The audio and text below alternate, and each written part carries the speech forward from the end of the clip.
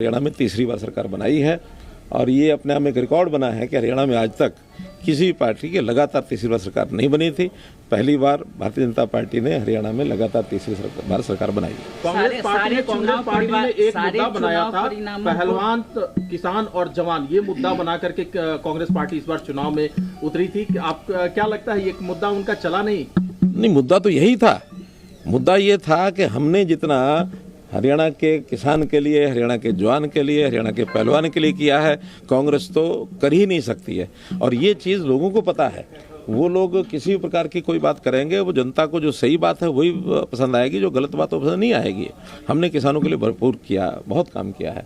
इसलिए मैं तो आज इस समय इतना ही संक्षेप में कहना चाहूँगा कि जो चीज़ जनता ने महसूस की, कांग्रेस के भ्रम में नहीं आई है। यहाँ का लोकतंत्र, हरियाणा का लोकतंत्र बहुत ही परिपक्व है, जनता बड़ी परिपक्व है और जनता ने एक हमारे कामों पर, मोदी जी की नीतियों पर एक मुहर लगाई है और मैं इसका श्रेय जनता को देता हूं, भारतीय जनता पार्टी के कार्यकर्ताओं को देता हूं। सर, सारे चुनाव पूर्वानुमानों को धत्ता बताते हुए ये बड़ी जीत हुई है, क्या कहेंगे? पूर्वानुमान जो लगाते हैं, ये उनको इंट्रोस्पेक्शन करना है कि किस आधार पर कैसे पूर्वानुमान करते हैं।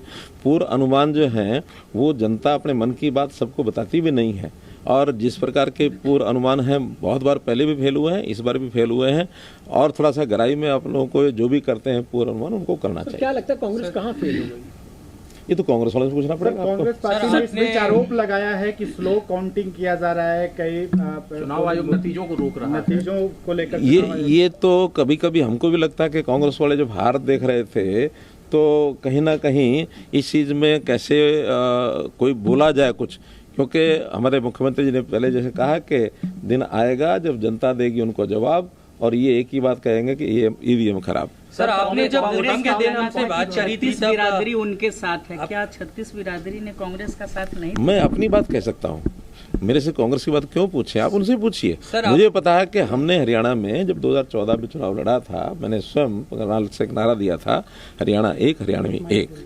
तो इसलिए हरियाणा के सब लोगों को मैं अपना परिवार मान करके चलता रहा हूँ। आज भी हमारे मुख्यमंत्री जो हैं वो उसी प्रकार से और हरियाणा की जनता के साथ एक तालमेल बैठा करके एक बड़े विनम्रता के भाव से जनता के काम हमेशा करते रहे। सर, करनाल में जब वोटिंग के दिन आपने बात करी थी तो आपने दो बातें कही थी। एक तो पूर्वानुमान आपने भी लगाया था कि 45 से ज्यादा सीटें भारतीय जनता पार्टी जीत रही, अपने दम पर सरकार बना रही। कहा था। और दूसरी बात आपने कही थी नायब सैनी ही हमारे मुख्यमंत्री रहेंगे। क्या इस बात की आप हमारे हाईकमांड ने, हमारे एचएम साहब ने ये प्रत्यक्ष घोषणा की हुई है और उस नाते से फिर भी नया जब इस प्रकार का कोई बात होती है तो जो पार्लियामेंट्री बोर्ड के हाथ में होता है और मुझे लगता है कि जो विषय है वो इसी प्रकार से चलेगा। खट्टर साहब, एक सवाल है, पौने 10 साल लगभग आपने हरियाणा के मुख्यमंत्री के तौर पर काम किया। आज जब चुनाव हुए तो कुमारी शैलजा ने कहा है जब रिजल्ट आया कि उनसे आकलन में कहीं ना कहीं गड़बड़ी हुई है, कांग्रेस पार्टी से गड़बड़ी हुई है।